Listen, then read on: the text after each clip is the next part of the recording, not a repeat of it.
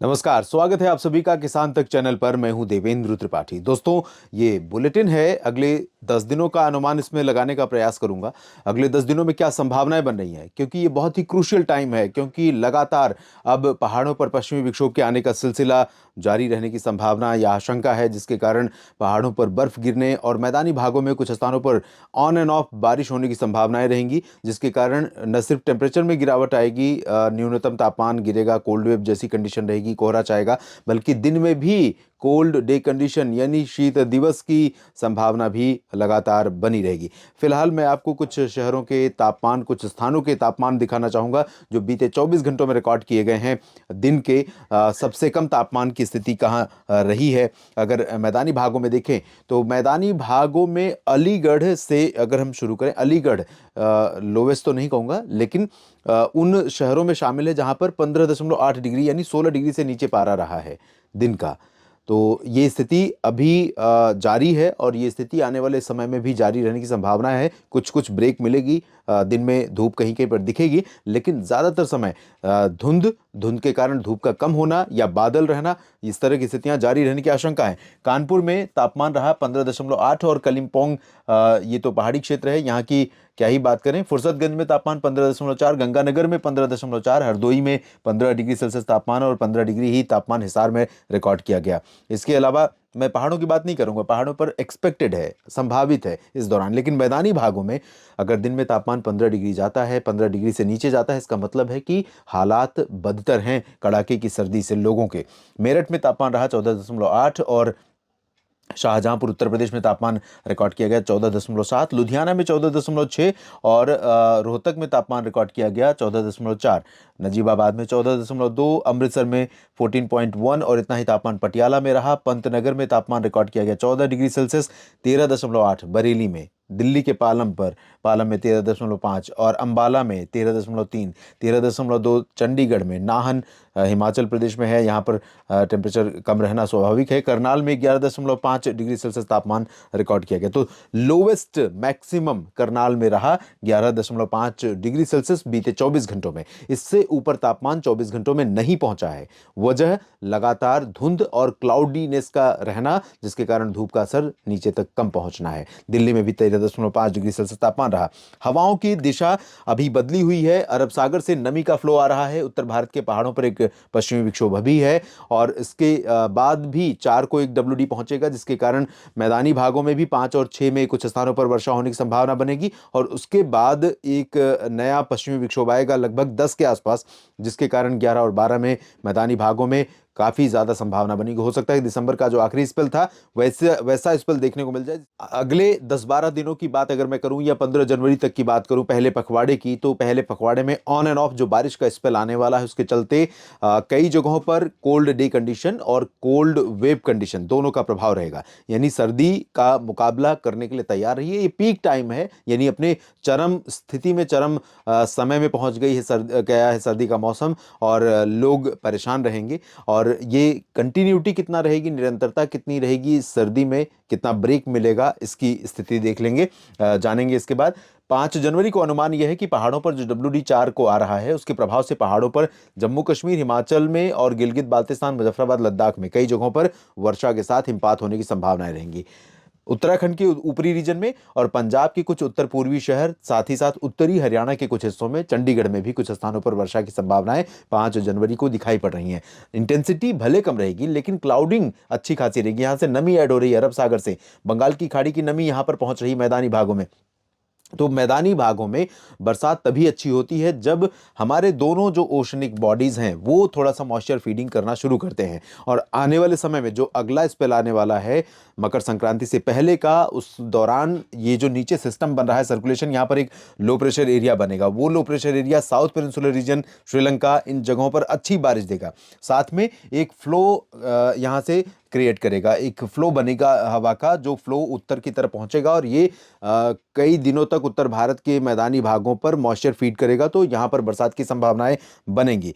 यहाँ पर आप देखें 6 जनवरी को भी उत्तर भारत के जो पर्वतीय क्षेत्र हैं उन भागों में तो जारी ही रहेगी, लेकिन मैदानी भागों में पंजाब का उत्तर पूर्वी हिस्सा, उत्तरी हरियाणा, चंडीगढ़, दिल्ली में भी हो सकता है कुछ बूंदें पड़ जाए, पॉसिबिलिटी इसकी बहुत कम है, लेकिन रूल आउट नहीं कर सकते। और उत्तराखंड में देहरादून, मसूरी और आसपास के भागों में बारिश बढ़ेगी। इसके अलावा यहाँ पर गाजियाबाद से लेकर बागपत और शामली से लेकर बहराइच के बीच में जो ऊपरी रीजन है, यहाँ पर भी कुछ स्थानों पर वर्षा हो सकती है। साथ ही जो 5 और 6 की बात मैं कर रहा हूँ, तो 5 और 6 जनवरी के बीच में जो उत्तरी राजस्थान के हिस्से हैं, दक्षिणी हरियाणा है, दिल्ली का रीजन है, इन भागों में भी कुछ बूंदाबांदी हो सकती है। इसके अलावा दक्षिण भारत की स्थिति और मध्य भारत की स्थिति साफ ही रहेगी 5 और 6 में भी।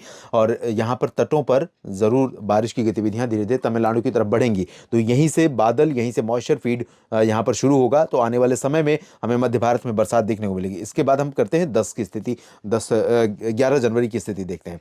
10 को WD पहुंचेगा और फिर से नमी, ये जो हवा है, जिस तरह से हमने 6 तारीख को देखी, 6 जनवरी को हवा उत्तर की होने वाली है। तो 6 से 7, 8, 9 में उत्तर की हवा चलेगी राजस्थान तक, मध्य प्रदेश और उत्तर प्रदेश से लेकर बिहार तक। तो इन जगहों पर, क्योंकि यहाँ पर थोड़ी बहुत बारिश हो जाएगी, पहाड़ों पर बर्फबारी होगी, तो उत्तर की हवा एक तो ठंडक लेकर आएगी। मैदानी भागों में जो नमी रहेगी उसके कारण कोहरा बनना शुरू होगा। तो कई इंडो गैंगेटिक प्लेन्स पर सुबह और रात के समय मध्यम से घना कोहरा, दिन में धुंध और ठंडी हवा, ये वाला जो वेदर कंडीशन है, ये वाली पंजाब से लेकर राजस्थान और इधर हरियाणा, दिल्ली, चंडीगढ़, उत्तर प्रदेश और उत्तरी मध्य प्रदेश, साथ ही साथ छत्तीसगढ़, उड़ीसा का कुछ हिस्सा और पश्चिमी बिहार, झारखंड के कुछ हिस्से, इन जगहों पर ये स्थितियां 6, 7, 8, 9 तक बनी रहेंगी। लगातार जमकर सर्दी यहां पर पड़ेगी और पहाड़ों पर बर्फबारी जारी रहेगी। मैदानी भागों में बारिश बंद हो जाएगी, निचले भागों में भी बारिश यहां पर नहीं होगी। इसके बाद यहां पर देखिए 11 जनवरी को जब WD काफी स्ट्रांग आएगा पहाड़ों पर, तो इसके चलते जम्मू कश्मीर, हिमाचल और उत्तराखंड, गिलगित बाल्टिस्तान, मुजफ्फराबाद, लद्दाख में चांसेस बारिश के बढ़ेंगे। इंटेंसिटी अच्छी खासी हो सकती है इस दौरान। शिमला में और इधर मसूरी, साथ ही साथ नैनीताल और आसपास के भागों में भी बर्फ गिर सकती है। और मैदानी भागों में पंजाब और हरियाणा, चंडीगढ़, दिल्ली, वेस्ट उत्तर प्रदेश, राजस्थान के कुछ हिस्से, उत्तरी मध्य प्रदेश के कुछ हिस्से, जहां पर आप देखिए मॉइस्चर फीडिंग किस तरह से बढ़ रही है नीचे से 10 जनवरी के आसपास। तो 10 जनवरी से बढ़ना शुरू होगी और 11 जनवरी को आते आते यहाँ पर काफ़ी अच्छे खासे बादल बनने शुरू हो जाएंगे। और मध्य भारत में महाराष्ट्र के कुछ भागों पर, मध्य प्रदेश के पश्चिमी क्षेत्रों पर, पूर्वी गुजरात के कुछ हिस्सों में थोड़ी बहुत वर्षा हो सकती है। कर्नाटक और केरल, तमिलनाडु के भागों में, आंध्र प्रदेश के रायलसीमा और लक्षद्वीप के कुछ हिस्सों में, पुदुचेरी में कई जगहों पर बरसात की संभावनाएं बनेगी। तो अच्छी खासी बारिश होने की संभावना यहां पर नजर आ रही है। यही बादल आगे मूव करेंगे 12 को। आप देखें 12 को यहां पर कम, इधर ज्यादा। तो कश्मीर से उत्तराखंड के बीच में अच्छी बर्फबारी, मैदानी भागों में पंजाब से लेकर हरियाणा, दिल्ली और उत्तर प्रदेश के कई हिस्सों में, मध्य प्रदेश के कुछ भागों में, महाराष्ट्र के कुछ भागों में वर्षा की संभावनाएं रहेंगी। बिहार, छत्तीसगढ़, उड़ीसा, झारखंड के पश्चिमी क्षेत्रों में भी थोड़ी बहुत बरसात हो सकती है। गुजरात में बहुत पॉसिबिलिटी नहीं है। राजस्थान के पश्चिमी भागों पर बहुत ज़्यादा पॉसिबिलिटी नहीं रहेगी। दक्षिण भारत में केरल, कर्नाटक, तमिलनाडु के भागों में कई जगहों पर लगातार बारिश का क्रम जारी रहेगा उसी लो प्रेशर के प्रभाव से, और उसी की देन कहीं ना कहीं यहाँ पर बारिश के रूप में हमें देखने को मिलेगी। हालांकि इस मॉडल में थोड़ा सा डेविएशन यानी थोड़ा सा परिवर्तन हो सकता है, अभी कुछ दिन बाकी हैं, तो इसके बारे में अपडेट आपको ज़रूर करेंगे अगले वीडियो के माध्यम से। आप लगातार यहाँ पर बने रहिएगा, मुझे फॉलो करते रहिएगा। तो इन जगहों पर कितनी संभावनाएं रहेंगी इसके बारे में और तस्वीरें जल्दी ही साफ होंगी और उसके बारे में अपडेट करेंगे। और अब मैं बात करता हूं बारिश का ही फोरकास्ट, यहां पर देख लेते हैं। यहां पर भी ज्यादातर मॉडल इस बारे में एक मत है कि उत्तर के पहाड़ों पर अगले 10 दिनों के दौरान अच्छी बरसात होगी, दक्षिण भारत के क्षेत्रों में होगी, मध्य भारत के भागों में या उत्तर भारत के मैदानी भागों में यहां पर बहुत एक्यूरेट प्रोडिक्शन, बहुत एक्यूरेट संभावनाएं नहीं दिख रही हैं और बहुत ज़्यादा बारिश की संभावनाएं नहीं दिख रही हैं। लेकिन GFS के हिसाब से बारिश की उम्मीदें हैं, कंडीशंस बन रही हैं। जो साउथ में लो प्रेशर बन रहा है, उत्तर में WD आ रहा है, तो दोनों का इंटरेक्शन होगा। कुछ नमी ऊपर नीचे से जाएगी, कुछ ऊपर से रहेगी, तो इसके कारण बरसात होगी, ऐसा मेरा मानना है।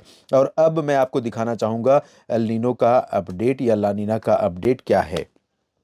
अभी वर्तमान समय में नवंबर से और जनवरी 2025 के बीच में आप देख सकते हैं जो पॉसिबिलिटी है वर्तमान टेम्परेचर के ऑब्जर्वेशन के आधार पर, जो समुद्र की सतह का तापमान होता है प्रशांत महासागर में, जिसमें जिसके ऊपर जाने को एल नीनो और नीचे जाने को ला नीना कहते हैं, यानी औसत से लगभग मान लीजिए 29 डिग्री सेल्सियस तापमान रहता है औसतन, और 29 से नीचे चला जाए 27-28 डिग्री सेल्सियस तो वो हो जाएगा ला नीना, और 29 से 30-31 पहुंच जाए तो वो हो जाएगा एल नीनो।